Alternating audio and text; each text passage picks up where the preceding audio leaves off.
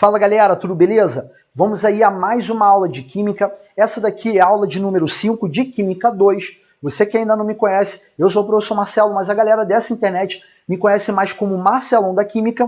E nessa aula nós vamos estar trabalhando com as propriedades coligativas das soluções. Esse é um assunto que tem muita conexão com o seu dia a dia e tem muita conexão com várias matérias do extensivo. A galera que está aprendendo Química do Zero, que acompanha o meu trabalho, ao longo da aula eu vou mencionar coisas de aulas futuras e de aulas anteriores. Com relação às aulas futuras, eu vou procurar colocar para vocês, através de legendas, o quê? A aula em que eu falo sobre os assuntos necessários. E você que está aprendendo Química do Zero, não desanima, continua assistindo o vídeo, que eu imagino que você vai conseguir absorver, digamos assim, 99% dos tópicos abordados, e quando você for estudar os assuntos mais lá na frente, se você tiver necessidade, e aí você pode voltar aqui nesse vídeo. Nós temos uma outra recomendação. Na descrição eu coloquei um link para a galera que vai fazer vestibular, em que o assunto é classificação, estudo das dispersões coloidais. Se tiver no seu edital, eu coloquei isso na descrição do vídeo, um site para vocês estudarem. Então é um assunto muito classificatório. Você vai dizer o tamanho de partículas, vai dar classificação e vai exemplificar. Então eu estou colocando na descrição do vídeo e com isso a gente ganha tempo. E eu preciso recordar com você algumas coisas, como, por exemplo, se eu perguntar para você que está acompanhando a aula, o que você entende como evaporação, o que você vai me responder? Evaporação é o processo de transformação do estado líquido para o estado gasoso. Nós já trabalhamos isso aí em outras aulas.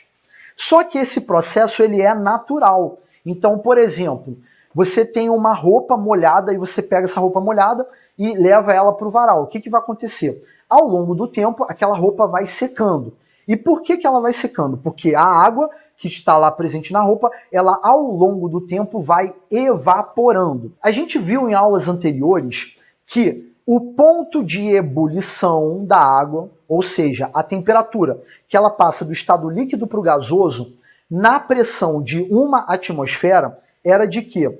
Era de 100 graus Celsius. Isso quer dizer que se você estiver aquecendo ali a sua água líquida, ela vai passar para o estado gasoso na temperatura de 100 graus Celsius, ou seja, é a temperatura em que você tem a transformação de estado físico. Ponto, isso aí a gente já trabalhou. O grande lance é, vocês estão percebendo que eu estou falando de evaporação e eu estou trabalhando com ponto de ebulição? Então a gente precisa recomendar e dar orientação para os alunos que é assim, toma cuidado para você talvez não ficar meio embolado com certas coisas, que é, Marcelo, se a evaporação é um processo natural e a água, né, na natureza, ela deve estar assim, sei lá, 30 graus Celsius. Você está lá na cidade do Rio de Janeiro, 30 graus Celsius, eu coloco a minha roupa molhada lá no varal para secar e aquela roupa vai secar. Marcelo, aquela água, ela está passando para o estado físico na temperatura de 100 graus Celsius? Não.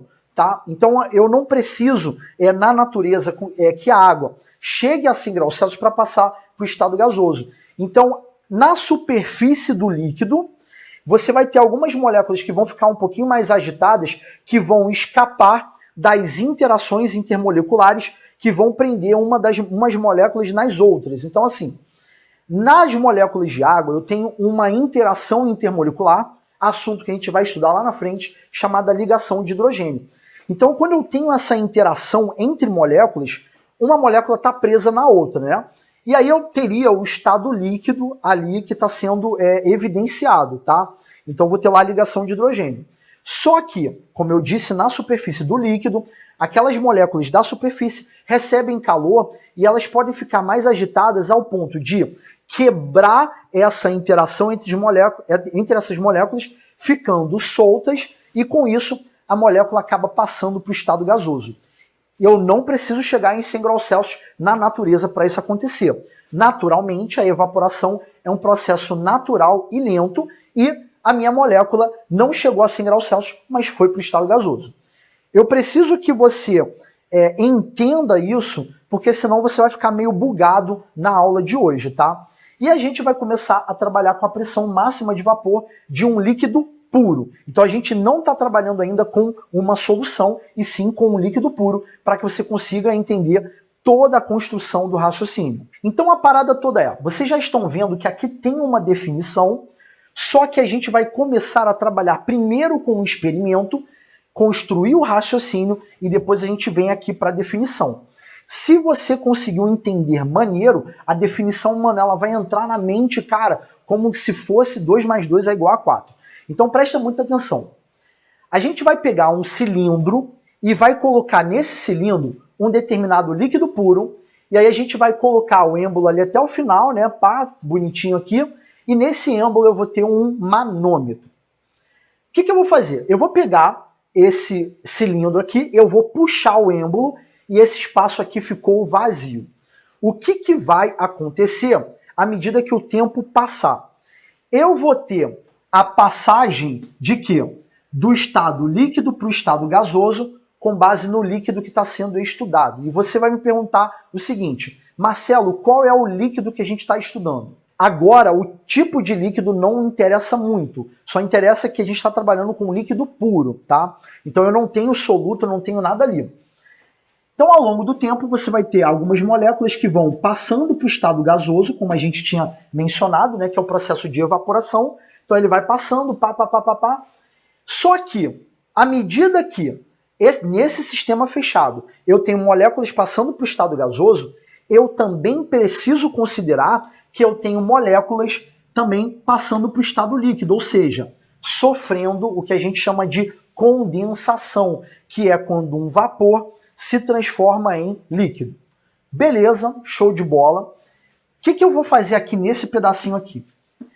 O líquido que a gente está estudando, eu vou colocar como X. Vai passar para o estado gasoso, né? Vamos colocar aqui vapor. Imagine que existe uma velocidade onde o líquido vai passar para o estado gasoso. Então, eu tenho uma velocidade que vai trabalhar com esse processo. Então eu vou trabalhar como V-evap, que significa a velocidade de evaporação.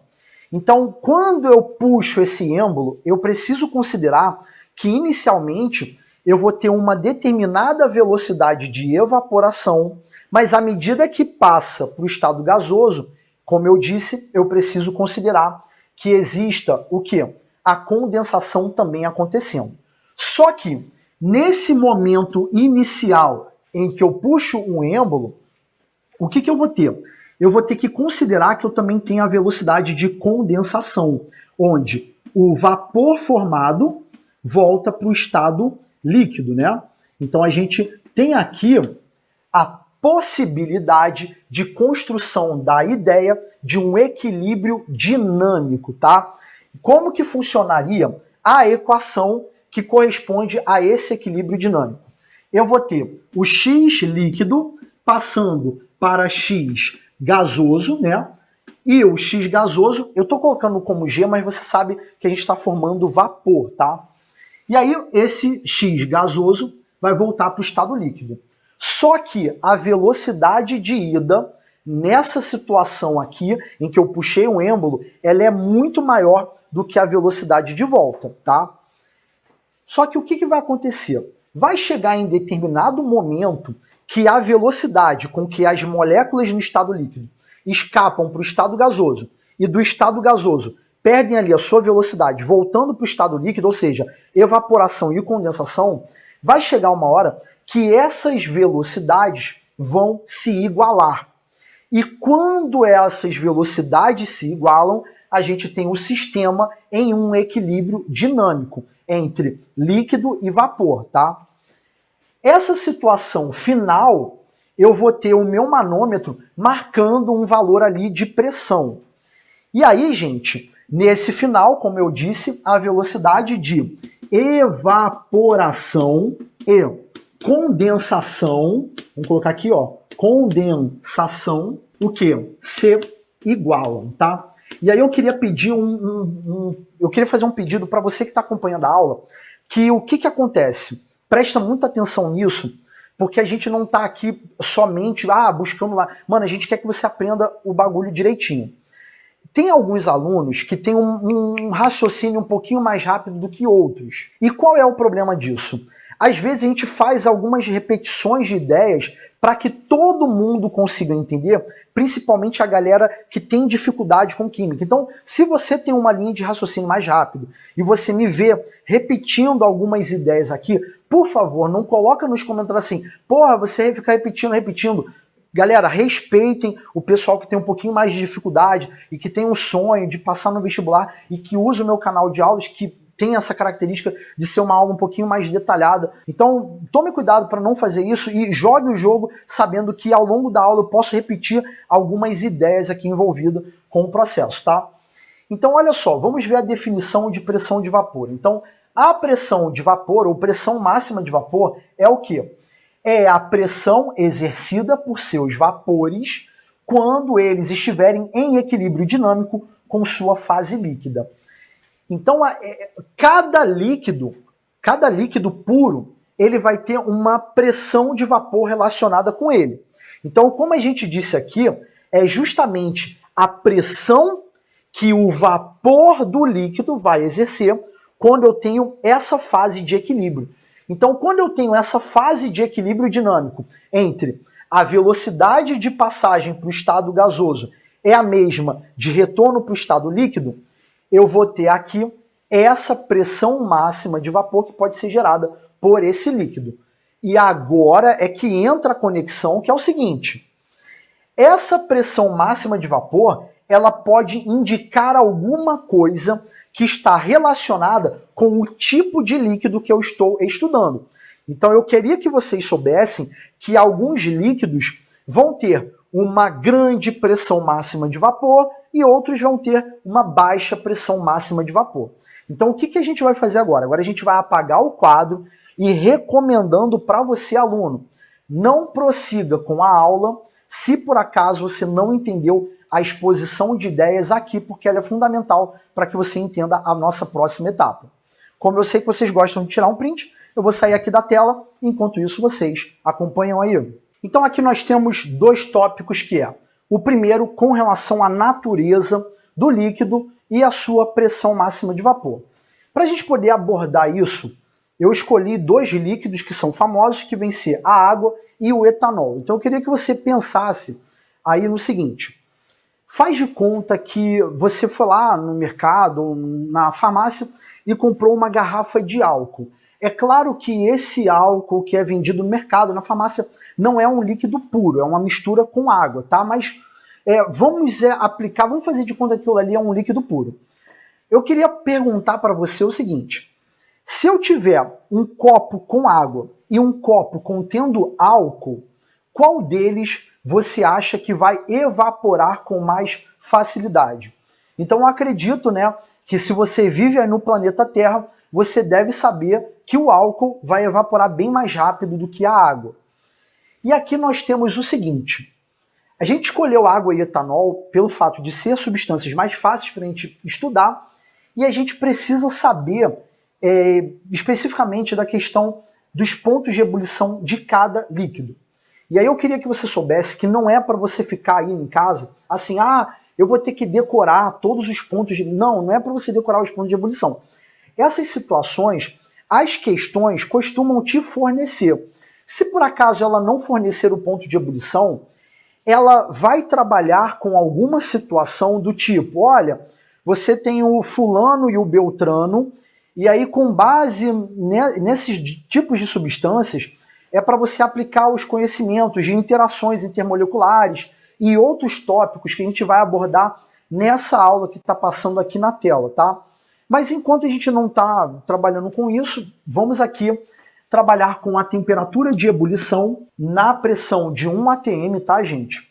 Para a água e para o etanol.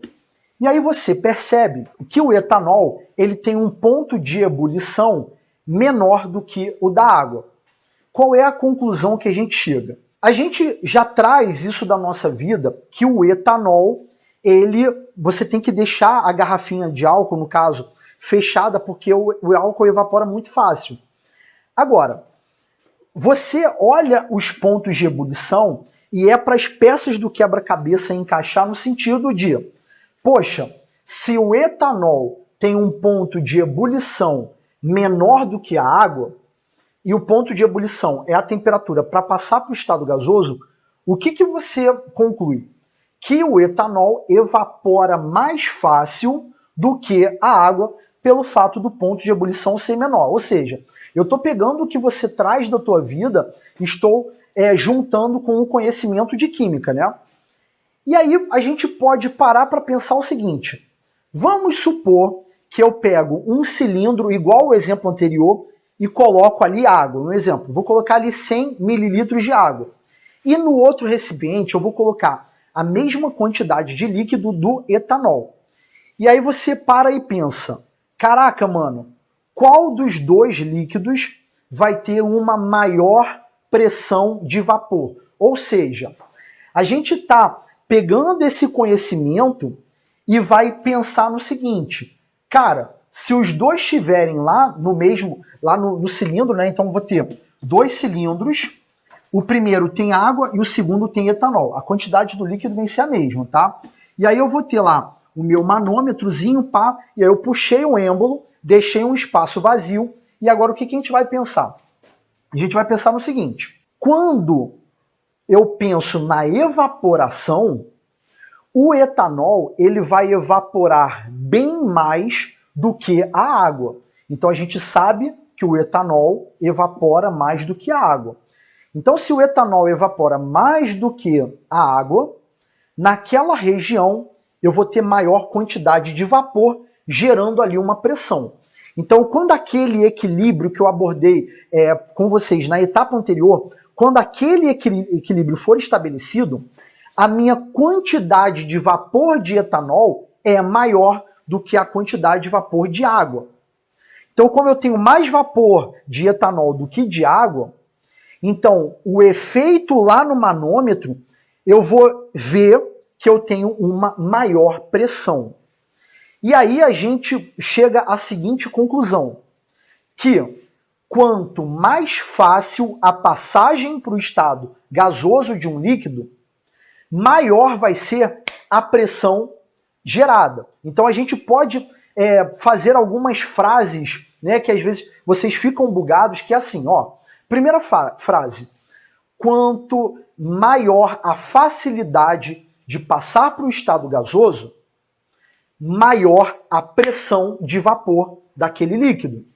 Uma outra frase que eu posso falar, que é similar a essa, é quanto menor o ponto de ebulição, maior a pressão de vapor. E aí é quando você pega aí a linha de raciocínio, né, e constrói o conhecimento da seguinte forma. Quanto menor o ponto de ebulição, mais fácil passa para o estado gasoso. E maior é a pressão de vapor que eu tenho para aquele líquido, tá? Então, assim, eu estou explicando o bagulho meio que pausado, etapa por etapa, para você entender e você não ficar bugado quando você pegar questões para resolver. Por quê? Você pode ter algum vestibular abordando esse tipo de assunto através dessas frases, e se você não se ligar no que você está fazendo, você acaba errando. Então a gente usa muito a palavrinha volátil. Então, quando você vê alguma coisa do tipo assim, olha, quanto mais quanto mais volátil for um líquido, maior a pressão de vapor. E aí você tem que pensar, pô, volátil é a capacidade do líquido de passar para o estado gasoso. Então, quanto mais volátil for, eu tenho um menor ponto de ebulição e a pressão de vapor gerada vai ser maior. Show de bola? Então a gente acabou de ver o tópico que é a natureza do líquido vai influenciar sim na pressão máxima de vapor. Então a gente acabou de fechar a primeira linha de raciocínio e a gente fica com uma segunda ideia que é assim. Marcelo, e se eu mudar a temperatura do experimento? E aí a gente tem que pensar no seguinte, quando a gente está trabalhando aqui com essa questão de temperatura, o que você precisa pensar? Vamos supor que você tem apenas a água na temperatura de 30 graus Celsius. Vai existir uma quantidade nessa temperatura de moléculas que vão passar para o estado gasoso e vão evaporando. Agora, se eu aumento a temperatura para 60 graus Celsius, eu estou facilitando a evaporação, sim ou não? Então vamos parar para pensar. 30 graus Celsius eu tenho uma taxa de evaporação, e na temperatura de 60 graus Celsius, a minha taxa de evaporação vai ser maior ou vai ser menor? Então, naturalmente, você me respondeu que na temperatura de 60 graus Celsius, a minha quantidade de água que vai evaporar vai ser naturalmente maior. E aí você junta mais uma peça do quebra-cabeça, que é a temperatura, sim, ela vai influenciar na pressão máxima de vapor. Então, naturalmente, quanto maior a temperatura, maior a pressão máxima de vapor que o líquido vai gerar. E aí eu queria que você entendesse que nesse momento eu não estou, quando eu estou falando do fator temperatura, eu não estou comparando, por exemplo, água e etanol, eu não estou comparando. Eu estou falando o seguinte, ó, não importa qual é o líquido que você está trabalhando, quanto maior a temperatura, eu vou ter maior pressão máxima quando o equilíbrio for estabelecido ali naquele sistema. Agora eu vou trabalhar com vocês com um gráfico que aparece muito nos exercícios, que é quando você leva em consideração a temperatura e a pressão máxima de vapor. E aí, o que você tem aqui no eixo X? Nesse eixo X, a gente vai trabalhar com a temperatura. Então, eu queria que vocês entendessem que o professor está explicando como que o gráfico é montado para que você seja capaz de interpretar isso, tá, gente? Gráficos a gente sabe que os vestibulares adoram cobrar. E o que é o eixo Y? A gente vai trabalhar com a pressão máxima de vapor relacionada com a temperatura em milímetros de mercúrio, tá? Então, vocês vão observar que a pressão ela é trabalhada muito com milímetros de mercúrio, né? A unidade aí de pressão. Então, olha só. Vamos supor que na temperatura, sei lá, estou inventando aqui, ó. Vamos supor que aqui é a temperatura de 20 graus Celsius, tá, gente? Eu estou inventando aqui números. E aí você observa que na temperatura de 20 graus Celsius, você tem um valor aqui, né, relacionado com um valor aqui de milímetros de mercúrio. Sei lá, não sei quanto é que vai ser aqui. Vamos botar aqui 80, tá? Tô inventando aqui, gente. Beleza, isso daqui para água. E aí eu pergunto para você, pô, mano, a gente trabalhou com um comparativo água e etanol. Então, se esse ponto aqui for da água, do etanol, que a gente sabe que tem maior pressão de vapor, o ponto seria aqui em cima. E aí o que eu vou fazer? Eu vou trocar aqui a coloração do meu giz pra gente poder abordar, ó. Tá vendo aqui o ponto? Beleza.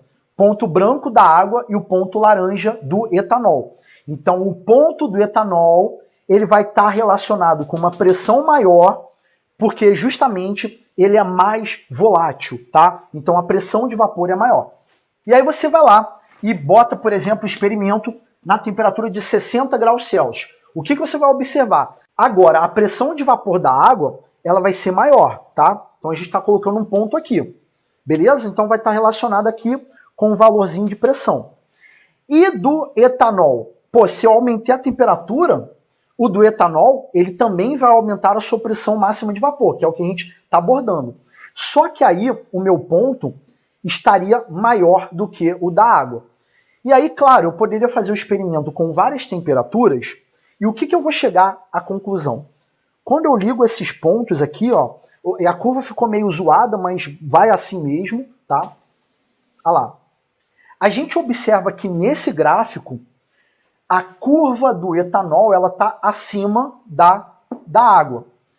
E aí você junta mais peças do quebra-cabeça e chega à conclusão seguinte. Cara, de acordo com a temperatura que eu estou trabalhando, os valores de pressão do etanol são maiores do que o da água. E aí como que você interpreta isso? As curvas mais para cima, né? Porque geralmente os vestibulares, eles gostam de comparar curvas. Então ele coloca, tipo, vários líquidos para você interpretar. Então os caras que estão mais acima, que é o caso do etanol, ele vai ser o que vai ter maior pressão de vapor e ele vai ser o que vai ter o quê? Uma maior volatilidade. Então, se eu tenho maior volatilidade, maior capacidade de passar para o estado gasoso, automaticamente eu vou ter um ponto de ebulição menor. Então você pode ter provas que vão comparar isso. Então ele vai perguntar assim, ó, entre os dois líquidos, o etanol ou a água, qual que tem o menor ponto de ebulição? E aí, se você não prestar atenção, você fala que é a água. Mas, na verdade, quem tem menor ponto de ebulição é o etanol, e aí você relaciona com a questão da pressão máxima de vapor. Então, aqui eu tenho duas curvas, que é aqui o etanol, aqui eu tenho a água, mas, geralmente, os vestibulares eles gostam de colocar um terceiro líquido, e aí eu já estou te dando um bizu, que é quem? É o éter, tá? Geralmente os caras gostam de colocar o éter. E observem que o éter, especificamente o éter etílico, o que você vai ter?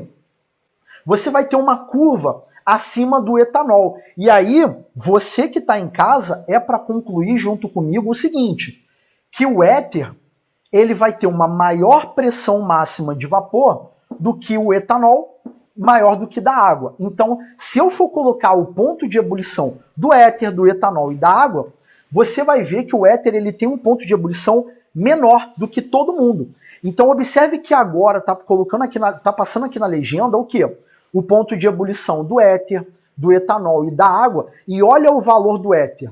Então, como o valor do éter é menor do que todo mundo, você liga os pontos e fala, porra, o éter é mais fácil de passar para o estado gasoso do que todo mundo. Então, se eu for comparar o experimento em uma mesma temperatura, a quantidade de éter evaporado é maior do que todo mundo. Então, o valor na minha pressão ali no êmbolo, né, que o meu manômetro vai marcar, é maior do que geral. E aí você conclui que tem uma maior pressão máxima de vapor. E assim, crianças, como eu já disse anteriormente, eu acabo repetindo as ideias que é para entrar na cabeça de todo mundo. Se você está em casa, olhando a minha aula e pensando assim, caralho, ele está repetindo. Mano, a gente quer que todo mundo caminhe junto, tá? Aqui a gente não quer segregar ninguém, não. Então eu dou aula para quem tem facilidade de raciocínio e para quem tem um pouquinho de dificuldade de conectar os assuntos, tá? Então, por favor, nada de comentar aí, tá repetindo, tá bom? Então o que eu vou fazer? Vou sair daqui da frente para que você possa tirar o seu print. Bom, galera, agora a gente vai começar a trabalhar com um novo tópico que se relaciona com o anterior, que é a ebulição dos líquidos puros. Então agora a gente vai estar trabalhando com ebulição e não mais com evaporação. E o que eu quero que você saiba aqui para entender o assunto é, aqui eu tenho um recipiente aberto e eu quero entender o que vai ser de dificuldade para poder o meu vapor do líquido, né? No caso aqui eu estou trabalhando com água, que é o exemplo, mas a ideia aplicada à água, ela serve para qualquer outro líquido, tá? O que a gente vai ter como dificuldade para esse vapor de água formado na ebulição consiga vencer aí o líquido e ele escape, né, desse meio? Então a gente precisa considerar duas coisas, que a minha pressão do meio vai fazer o quê? Vai dificultar essa subida. Então, à medida que eu forneço calor, né, que é a ideia da ebulição, o que eu vou ter? Internamente no líquido, eu vou ter ali a formação desse vapor, e à medida que ele é formado, ele vai subindo e vai se expandindo, né? Que é a ideia desse desenho, que eu sei que não ficou muito legal, mas eu quero que você entenda que aqui eu meio que dei um zoom, e o que é essa bolinha aqui? Essa bolinha nada mais é o vapor, que ele vai subindo, e essas setinhas aqui é em alusão a essa expansão, né? E aí a gente tem duas dificuldades, que a primeira é vencer aí essa pressão que o meio externo faz, e aí a gente pode pensar, por exemplo, na pressão atmosférica, que eu falei com vocês lá na Química 1, se não foi na aula 1 ou na aula 2, né? Que a pressão atmosférica ela vai fazer com que você tenha uma dificuldade do líquido subir. E aí a gente precisa pensar nesse fator e o segundo fator que é desprezível, que é a questão da superfície do líquido, né? Essa parte da superfície ela vai também gerar uma dificuldade, mas bem desprezível. Então a gente está falando que o meu vapor formado ele precisa vencer essa barreira que é a pressão externa. E aí, claro, de acordo com a altitude, você vai ter o quê? Diferentes pressões da atmosfera. E aí eu não sei se você se lembra que lá nas aulas anteriores, lá de Química 1, eu falei para você que à medida que a gente está subindo um morro, né, então a altitude está aumentando, a pressão da atmosfera reduz.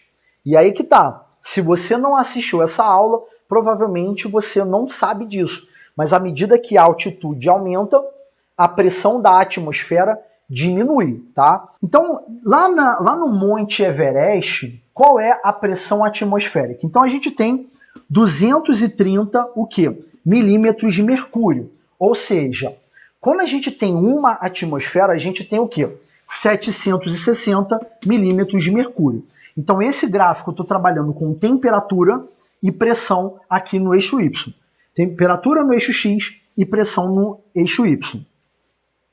Então aqui, o que a gente vai ter? Na pressão de 760 milímetros de mercúrio, a temperatura de ebulição da água é de 100 graus Celsius. Essa temperatura de ebulição, que a gente fala ponto de ebulição, é a temperatura para que a minha água consiga passar para o estado gasoso. Ou seja, eu tenho que pensar que a pressão do vapor de água formado, ele tem que ser pelo menos igual ou então superior à pressão externa. Então, quando eu estou trabalhando com um recipiente aberto, a nível do mar, a gente sabe que a atmosfera exerce uma pressão equivalente a 1 atm, que é 760 milímetros de mercúrio. Se o meu vapor formado não tiver com uma pressão igual ou superior à de 760 milímetros de mercúrio, ele não consegue subir. Então, a gente transporta a linha de raciocínio lá para o Monte Everest, que a pressão atmosférica é bem menor do que a nível do mar, então vai ser uma pressão atmosférica menor. Então a gente está trabalhando aqui em milímetros de mercúrio, e a temperatura em que a água passa para o estado gasoso é de 70 graus Celsius. Então lá no Monte Everest, 70 graus Celsius, porque a pressão é menor. Ou seja, eu vou traçar aqui uma curva, tá? E agora eu vou pensar na panela de pressão. Então vamos pensar na panela de pressão. O que a panela de pressão faz? Você sabe que ela prepara os alimentos mais rápido. Então, por exemplo, eu vou cozinhar feijão na panela comum e na panela de pressão. Na panela de pressão, o cozimento do feijão lá é muito mais rápido do que sem ser na panela de pressão. E como que a gente explica isso? Você sabe que na panela de pressão, o que você vai fazer? Você vai botar lá o feijão, vai botar água, e aí você vem com a tampa da panela e fecha. Quando você fechou ali aquela panela de pressão, ali dentro você deixou preso ali uma quantidade de ar, e a gente sabe que se você estiver preparando ali o seu alimento a nível do mar, dentro da panela de pressão, o ar presente ali está presente na pressão de uma atmosfera. E aí você começa a preparar o alimento lá, começa a cozinhar, e o que a gente sabe que vai acontecer? À medida do tempo, a água vai aquecendo, a água vai aquecendo, vai aquecendo, vai aquecendo, e você vai ter o que? Em determinado momento, a formação de vapor de água. Então, naquela região, né, que fica apenas o ar na panela de pressão, o que você vai ter? Um somatório da pressão do ar que já estava ali dentro, que a gente sabe que é de 1 atm, se estivesse sendo feito a nível do mar, e você tem o somatório com a pressão do vapor de água gerado. Ou seja, aquela pressão total dentro da panela, ela vai ser uma pressão maior do que 1 atm. Então, supondo que a pressão interna chegue a 1.500 milímetros de mercúrio, o que a gente vai ter? A gente vai ter uma temperatura de ebulição que a água precisa chegar, ou seja, uma temperatura para formação de vapor ali na água de 120 graus Celsius. Ou seja, aquela água que fora da panela de pressão chegaria a no máximo 100 graus Celsius, que é a temperatura que ela precisa para passar para o estado gasoso. Então o sistema ele vai permanecer na temperatura de 100 graus Celsius. Agora, quando você coloca na temperatura, na panela de pressão, o que você vai ter? Uma pressão interna maior e automaticamente a água atinge um novo ponto de ebulição, porque você está dificultando mais essa água passar para o estado gasoso. Então você tem aquele líquido alcançando uma temperatura maior. E temperatura maior gera um cozimento que mais rápido. Então a gente vai completar a curva aqui, tá? Olha lá. E agora a gente vai refletir sobre o que está presente no gráfico. Então presta muita atenção. Com base no que está sendo exposto, você sabe que se eu estiver trabalhando sempre ali no Monte Everest, então assim, eu estou no Monte Everest, beleza. Lá no Monte Everest, a pressão atmosférica é de 230 milímetros de mercúrio. E você sabe que o ponto de ebulição da água nessa pressão aqui é de que 70 graus Celsius. E aí, eu quero trabalhar com você as regiões do gráfico e os estados físicos. Então se liga só, se eu estiver trabalhando lá no Monte Everest com essa pressão e eu estou com uma temperatura de 80 graus Celsius, qual é o estado físico da água nessa temperatura? Então, a gente trabalhou isso em aulas anteriores, que é olhar a temperatura e ver qual é o estado físico, né? Que eu trabalhei com ponto de fusão e ponto de ebulição. O que nós vamos ter aqui?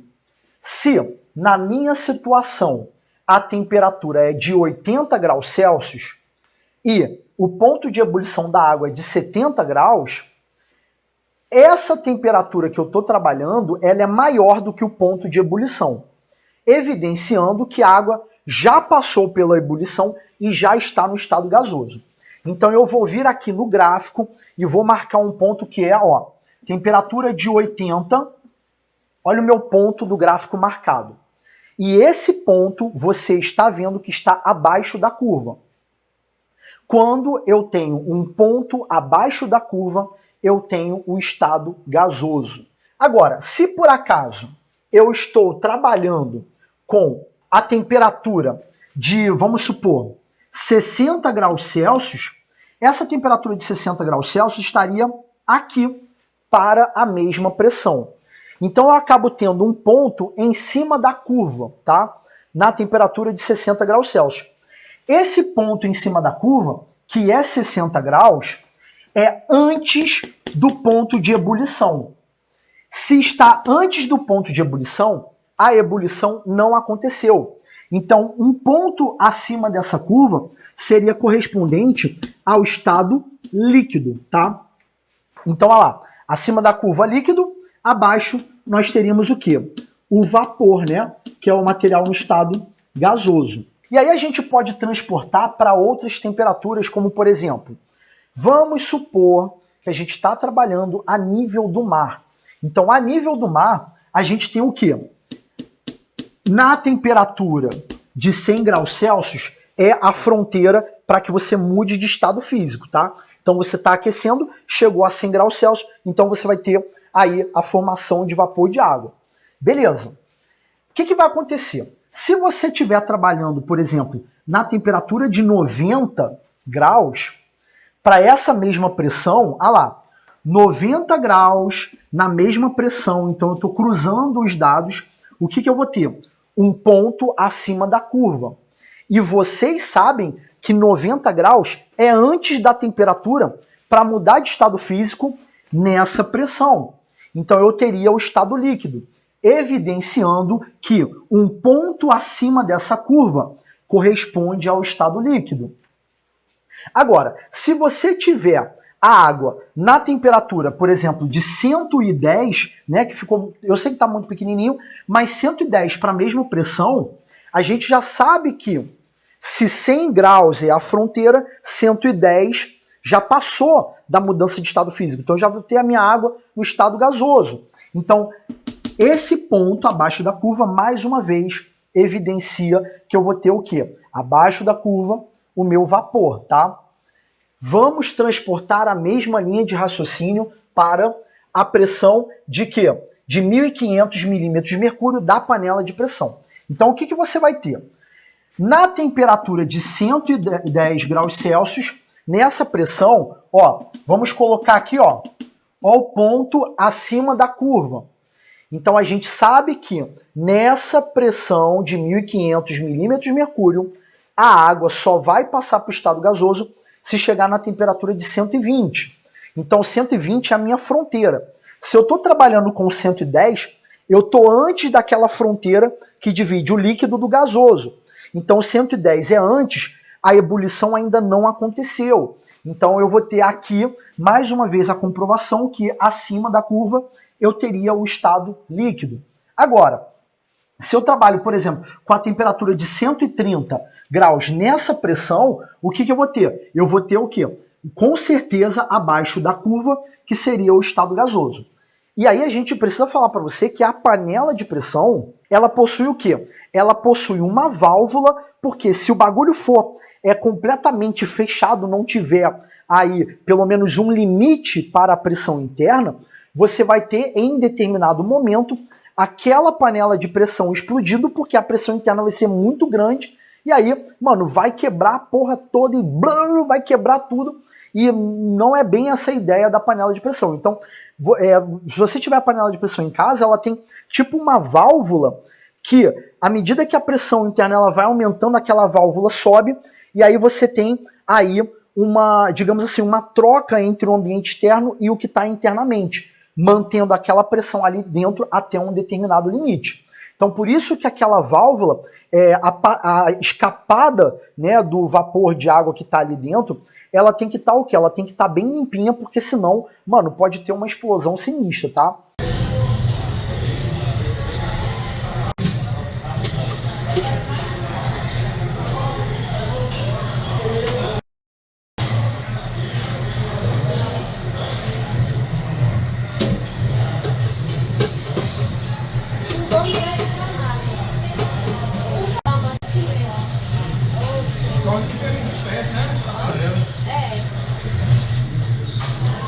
Bem na hora que o pai entrou. Não, ainda entrou depois. Então, 2 segundos. Então esse foi o tópico que a gente está trabalhando aqui com a questão da ebulição dos líquidos puros e a conexão da pressão máxima de vapor com tópicos anteriores foi demonstrado para você, para que você entenda que a pressão do vapor ela tem que ser o quê? Igual ou pelo menos igual à pressão externa, né, fora do líquido, para que consiga ter a passagem para o estado gasoso. Eu vou apagar o quadro, enquanto isso você acompanha aí. Bom, galera, agora a gente está trabalhando com a ideia contrária. Ao invés da ebulição, a gente vai estar trabalhando com o congelamento de um líquido puro. O que eu preciso que você saiba? Nesse gráfico aqui, a gente está relacionando a temperatura e a pressão, e a gente está trabalhando com a água mais uma vez. Observe que eu coloquei aqui justamente a temperatura, né, e a pressão de 760 milímetros de mercúrio. Observe que eu já separei aqui, né, o estado líquido do estado sólido, então estou seguindo a mesma ideia lá anteriormente, né, que é colocar no gráfico aqui os estados físicos. E o que eu queria que você soubesse? Que se, obviamente, eu estou com uma temperatura abaixo de 0 graus Celsius, então, por exemplo, vamos botar aqui, ó, menos 20, eu teria um ponto que corresponde ao estado sólido. Então, com base nas aulas anteriores, você aprendeu que se eu estou trabalhando com uma temperatura abaixo do que? Do meu ponto de fusão, eu tenho o estado sólido. Se for depois do ponto de fusão, então, por exemplo, 20 graus Celsius, eu teria o quê? O estado líquido, tá? Então, para lá eu tenho a fusão e para cá eu tenho a solidificação. Agora, observe que aqui agora a gente está trabalhando com o fator pressão. E a gente agora vai pensar numa experiência que é assim.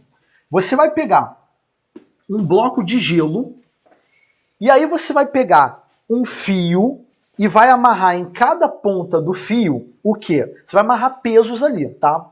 E aí o que você vai fazer? Você vai passar por esse bloco de gelo, então faz de conta que o meu braço é o bloco de gelo. E aí eu vou até pegar aqui um fone de ouvido para você entender a parada. Vamos supor, ó. Aí você vai ter um fio, né? E aí você vai colocar de um lado um peso e do outro lado outro peso, tá? E aí você vai vir nesse bloco de gelo e você vai colocar o fio assim, tá ligado? Então o meu braço é o bloco de gelo. O que vai acontecer ao longo do tempo? Esse fio vai ser pressionado para baixo, né? Então o fio vai estar gerando uma pressão em cima do gelo por causa desses pesos aqui, tá ligado? Hoje eu vou fazer uma experiência muito fácil de fazer em casa, que é o gelo que se regenera. Tudo que você vai precisar é de um peso, e nesse peso vai ter que ter um cabo de aço amarrado ou um barbante muito forte amarrado. Esse aqui é um peso de 5 kg, mas daqui a pouco a gente vai deixar ele um pouquinho mais pesado. E você vai precisar também de um pedaço de gelo para a experiência ficar mais legal. A gente fez um gelo grandão aqui dentro de um potinho, e é esse gelo que vai se regenerar. E aí, o que a gente vai ter? À medida que o fio vai pressionar ali a superfície do gelo, a pressão naquele local vai aumentar. Então, vamos supor que a gente tenha aqui o estado sólido, né? Então, o gelo ele é um material no estado sólido. Aquele peso gerado, né? Aquele fio pressionando o gelo, né? Por causa dos pesos, o que vai acontecer naquela região em que o fio está encostando? A pressão vai aumentar.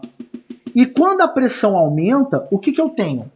Olha só que eu não estou mudando temperatura, tá, gente? Não estamos mudando temperatura, só estamos aumentando a pressão. Então, olha o que está acontecendo no gráfico. Ó. A pressão está aumentando e agora eu mudei de estado físico sem aumentar a temperatura. Ou seja, naquele ponto do fio, né, que está encostado com gelo, eu tenho a água passando para o estado líquido. E aí o que acontece? O fio vai descer, né? E à medida que o tempo vai passando, o fio vai descendo. Se você prestar bem atenção, você vai ver que esse cabo de aço está varando o gelo, está atravessando o gelo e não está deixando um rasgo para trás. O gelo está se regenerando aqui. Vai descendo. E o que acontece com a parte, né, que estava líquida, que o fio passou? Você vai ter o quê? Novamente uma redução da pressão no local que o fio atravessou. E aí o que acontece? Quando a pressão volta a ser o que era inicialmente, você tem esse sólido se reestabelecendo. À medida que o tempo passa, o fio vai atravessando o gelo. Então o que acontece? O gelo ele vai lá, passa para o estado líquido, né? Então o sólido vira líquido, o fio desce. Aí, como o fio desceu, naquela região que o fio estava, não tem mais aquela pressão. O que acontece? A pressão cai, então o líquido volta a ser sólido. E o fio vai descendo, vai descendo, vai descendo, vai descendo, vai descendo, até ele atravessar todo o gelo, mas o gelo ele não é partido em dois. Tá? Então o gelo ele vai sempre se regenerando. O gelo derreteu no ponto em que o cabo de aço encostou, porque a água, quando ela sofre pressão, o ponto de fusão dela cai. O que significa tudo isso? Significa que mesmo abaixo de 0 grau, a água pode derreter. Então esse gelo aqui, vamos chutar que ele tenha mais ou menos menos 6 graus, aí ele sofreu a pressão do cabo de aço e a água derreteu a menos 6 graus. E aí o cabo de aço vai descendo, só que conforme ele vai descendo, ele vai deixando para cima uma água líquida a menos 6 graus. E aí aquela água, que já não está mais sofrendo a pressão do cabo de aço, volta a virar gelo. E aí o que eu queria dar de recomendação para você? Tá passando um card aqui agora com uma experiência do canal Manual do Mundo, que é justamente isso que eu estou abordando e é com base nessa explicação. O que eu queria que você fizesse é, por mais que você não tenha entendido muito bem o que eu estou trazendo, porque eu não estou fazendo a experiência, o que eu recomendo para você? Que você veja o vídeo do canal lá do Manual do Mundo, vê o experimento, o vídeo não é muito longo, e depois você continua assistindo, tá? E aí, se por acaso você quiser rever a explicação, é só você dar um pause e voltar aqui à explicação. Mas o esquema todo é, o professor está interessado em trabalhar o seguinte: a diferença na pressão eu posso alterar o estado físico, tá? E aqui a gente tem mais um fenômeno acontecendo que é assim. Você tá com, por exemplo, uma garrafa de refrigerante e essa garrafa de refrigerante, automaticamente, como internamente a gente sabe que tem gás, o que acontece quando a temperatura está muito baixa e automaticamente o refrigerante está no estado líquido? O que algumas situações acontecem quando você abre a garrafa? Então, quando você abre a garrafa, a gente sabe que, como dentro da garrafa a pressão é maior do que do lado de fora, então olha só, pressão lá em cima, ó, estado líquido. Quando você abre a garrafa, o que acontece? Um congelamento instantâneo, porque a pressão reduziu, tá? Então, se por acaso você já presenciou a situação de estar com refrigerante muito gelado, líquido, e quando você abre, instantaneamente você vê ele congelando, é justamente por conta dessa diferença de pressão. Então você foi lá, tirou da geladeira, então automaticamente a temperatura, instantaneamente, a variação dela foi muito mínima, então a gente vai considerar que a temperatura está a mesma, só que como internamente a pressão está lá em cima, o estado líquido, quando você abriu a garrafa, automaticamente essa pressão vai reduzir, né, porque externamente a pressão é menor, e aí você teria a região do estado sólido.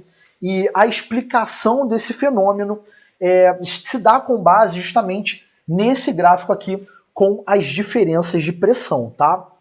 Se por acaso você não entendeu, dá um pause e veja novamente. Mas a gente está fazendo uma leitura de gráfico para poder explicar aí esses fenômenos que acontecem. O que a gente vai fazer agora?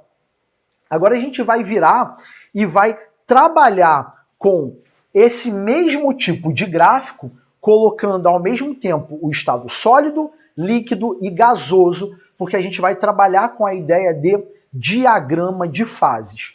O que eu vou fazer? Eu vou sair daqui da frente da tela, né, para quem quiser tirar um print, e enquanto isso você acompanha aí. Bom, galera, agora a gente está com o diagrama de fases da água. Lembrando que cada substância ela vai ter o seu diagrama e a gente já vai dar uma olhadinha aí no diagrama de fases do CO2. Se liga só. Observe que nesse diagrama o que a gente vai ter? 3 regiões.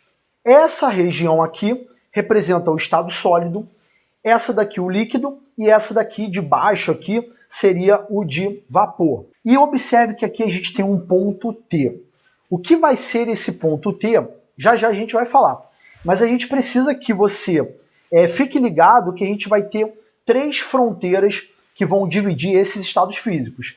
Então a fronteira de A a T, de B a T e C a T. Então o que seriam essas 3 fronteiras? Então eu gostaria que você pensasse que eu vou ter um ponto aqui no diagrama que corresponde à região do estado líquido, ou seja, aqui nesse ponto, né, que é nessa temperatura e nessa pressão, eu vou ter a água no estado líquido. Porém, se eu aumentar a temperatura, automaticamente eu vou estar mudando de quê? De estado físico. Então, esse ponto aqui que eu estou colocando aqui para vocês seria ao que corresponde à vaporização.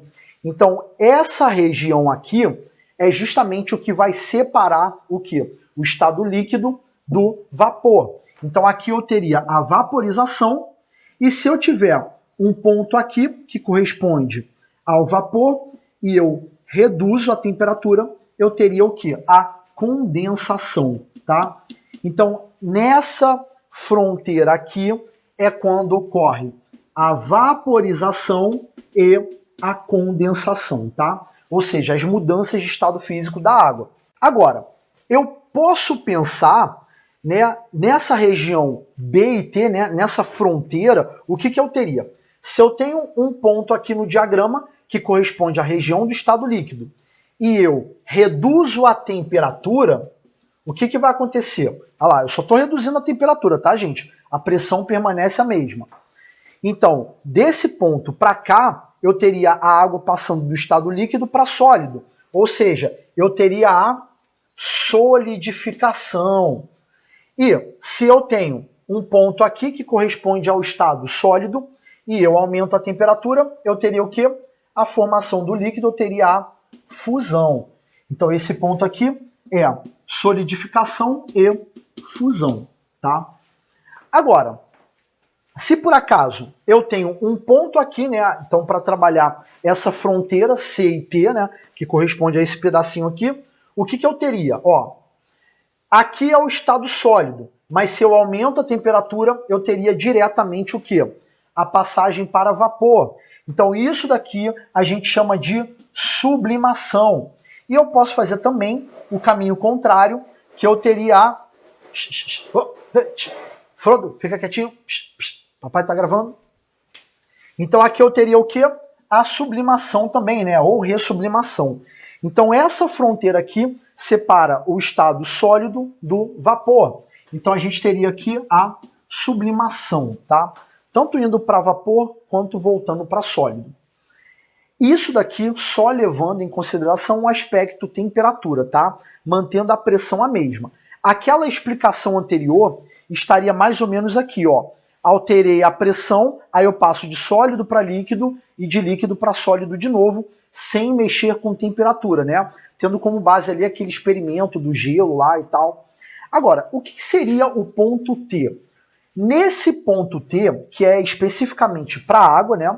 Que é na temperatura de 0,098 graus Celsius e na pressão de 4,579 milímetros de mercúrio, especificamente nessa temperatura e nessa pressão, a gente teria o quê? A coexistência dos três estados físicos, que é o sólido, líquido e vapor. Então, nessa pressão e nessa temperatura, a gente vai ter os três estados físicos coexistindo, tá? Então, isso daqui seria para a água. Então, a gente pode pensar, por exemplo, que em uma temperatura, né, e uma determinada pressão, né, então qualquer ponto nesses aqui do gráfico, seria impossível você ter água o quê? Água líquida. Então, para baixo, né, você não, desse ponto aqui para baixo, seria impossível você ter água líquida. Então, o diagrama ele vai te dar justamente essa informação. Então, assim, esse é um exemplo do diagrama de fases para água.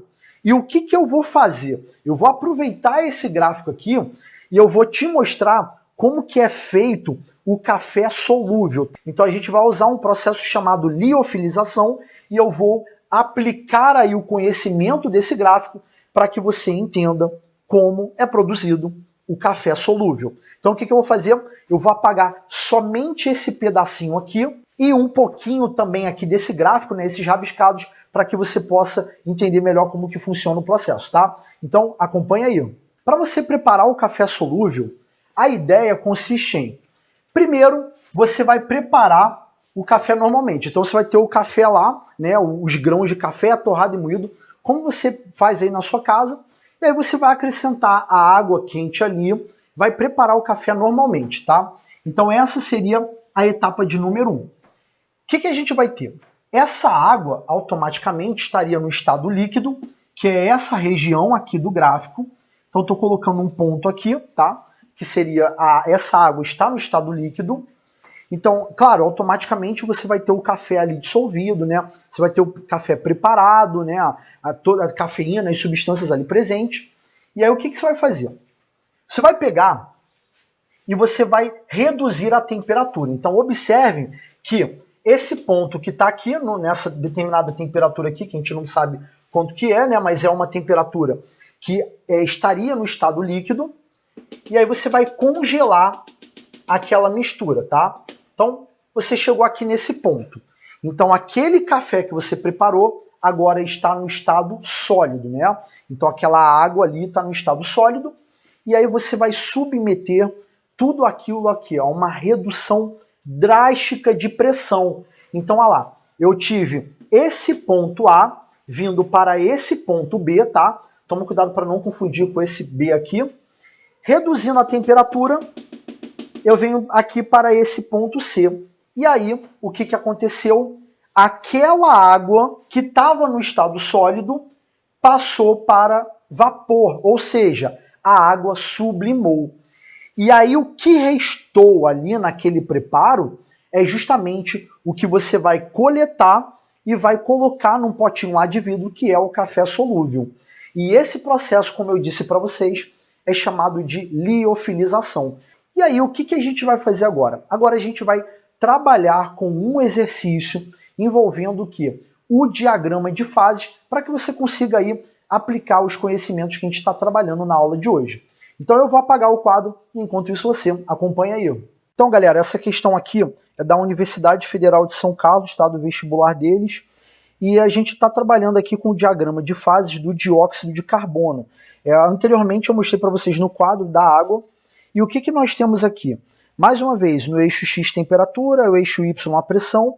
E aqui nós temos esse diagrama de fases com as 3 áreas que a gente analisou, sendo essa daqui a área do estado líquido, essa daqui do estado gasoso e aqui do estado sólido, tá? Observe aqui que o A representa o ponto triplo e agora a gente vai analisar as afirmações e aplicar o conhecimento. Então, olha só. Na 1, ele diz o seguinte, que a pressão de 73 atm, então a gente sabe que no eixo Y a gente vai trabalhar com referencial aqui, né, nessa região. O dióxido de carbono é líquido na temperatura de 25 graus Celsius. Então vamos ver se realmente ele é líquido. Então aqui na temperatura de 25 graus Celsius, que está mais ou menos aqui, a gente vai cruzar aqui com a pressão de 73 atm. Então olha lá, ó. O ponto que eu vou marcar no diagrama é esse daqui. Tá vendo que correspondeu à região do estado líquido? Então, como ele diz que o dióxido de carbono é líquido, então até agora está certo. E ele diz que é sólido na temperatura de menos 60. Então vamos lá, menos 60 está entre menos 70, né, e menos 56,6. Eu venho mais ou menos aqui, na região que vai cruzar a temperatura de menos 60 com 73, e eu tenho a região do estado sólido. Então, essa afirmação de número 1, a gente acabou de identificar que está correta. Então, olha que eu estou empregando só esses conhecimentos de fazer aí a interpretação do gráfico, né? Olha só, 2. Os valores de pressão e temperatura correspondentes à linha ACE representam o equilíbrio entre os estados sólido e vapor. Então, olha só, a linha ACE. Então, a gente vai ter o quê? Ó, a linha ACE. Então, essa linha toda aqui, ele diz que é o equilíbrio entre o estado sólido e vapor. Na real, aqui é entre sólido e líquido. Então, está errado, tá? Antes que alguém me pergunte, Marcelo, vamos supor que eu tenho uma situação que é o ponto C. O que o ponto C significa?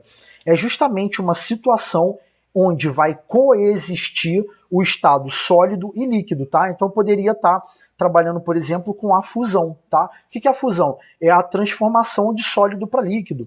E aí, quando você tem a mudança de estado físico, você tem ao mesmo tempo sólido e ao mesmo tempo líquido, né? Então, a 2, o que a gente tem aqui?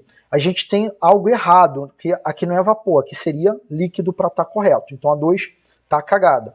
Vamos para 4. Este composto é um gás nas condições ambiente. Galera, gás carbônico, o nome já diz, né? Gás carbônico, a gente sabe que é um gás, né? Na condição ambiente. Enfim, mas aqui no diagrama, de qualquer forma, a gente teria aqui mais ou menos temperatura de 20, 25 graus Celsius e pressão de 1 atm, seria na região do estado gasoso. Mas, enfim, vamos lá. Na 8, na temperatura de menos 56,6, que é essa daqui, e justamente na pressão de 5,1 atm, olha lá, é o ponto A. O que a gente tem? Tem um ponto triplo, para qual o dióxido de carbono se encontra em equilíbrio nos 3 estados físicos. Está certinho, né? É a mesma aquele ponto T que eu trabalhei no diagrama anteriormente para a água. Então, nessa pressão e nessa temperatura, vai coexistir o estado sólido, líquido e gasoso, tá? Agora, olha só. Então, aqui está certo, tá? 8 está certo. Então, até agora a gente tem 0,1 mais 0,8. Vamos lá. 16. Ele diz que no ponto C do diagrama estão em equilíbrio as fases sólida e vapor. Então, olha só, no ponto C, a gente já tinha abordado que é o sólido e líquido, então não pode ser, né? Ele diz aqui vapor, então está errado. Estaria certo se fosse aqui líquido, né? Na 32, o gelo seco sublima, então tá errado 16, né? Então olha só, 32, o gelo seco sublima quando mantido a 1 atm, portanto não é possível conservá-lo em freezers comum a menos 18 graus Celsius. Galera, o que é o gelo seco? Nada mais é do que o gás carbônico no estado sólido. E aí ele diz que sublima. Então eu pego o gelo, né, que é o estado sólido, né, que é o gás carbônico no estado sólido, aí na pressão de 1 atm, né, ele vai ter que estar numa temperatura muito baixa. Então se eu colocar na geladeira que é menos 18, que é mais ou menos aqui, ele vai sublimar, porque ele vai passar desse ponto para esse aqui, né, que é direto do sólido para o gasoso, e ele vai sublimar. Então, gente, não é possível conservar em freezer comum. Então a 32 está certa. Por quê? Porque o gelo seco vai sublimar mesmo estando no freezer numa temperatura mais baixa, né? Então ele sairia de sólido direto para o gasoso. Então ele vai sublimar, a gente vai perder. Então a gente teria o quê? Vamos lá. 0,1 mais 8 mais 32. Então o que a gente vai ter? Ah, eu esqueci de colocar aqui o 4 aqui também, tá, gente? Então só corrigindo aqui, né? Mais 0,4.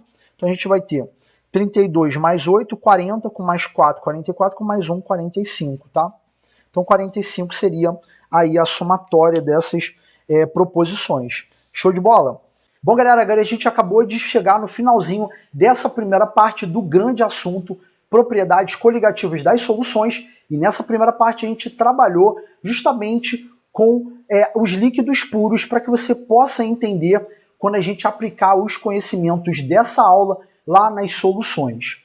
Qual é a recomendação? Faça os seus exercícios e na descrição do vídeo eu estou colocando, dentre outros sites que eu mencionei lá no início da aula, estou trabalhando também ali com um texto envolvendo o fluido supercrítico. Então vai lá, dá uma lidinha lá no site, tá? Só para complementar aí o que foi abordado nessa aula, e não deixe de acompanhar a nossa segunda parte dessa aula aqui de propriedades coligativas.